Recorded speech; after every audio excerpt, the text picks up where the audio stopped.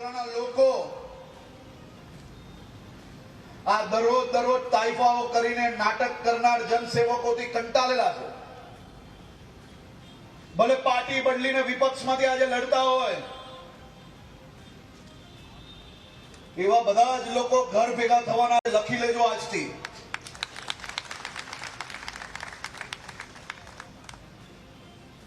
અને પરિસ્થિતિ એવી છે કે જ્યાં જાય છે ત્યાં લોકો સવાલ પૂછે છે કે તમે માત્ર વિરોધ જ કરો છો,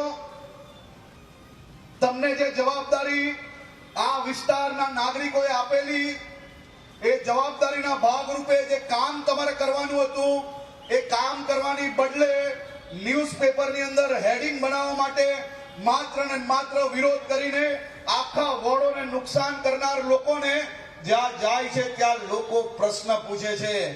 આ પ્રકારના લોકોનો સંપૂર્ણ સફાયો થવાનો છે।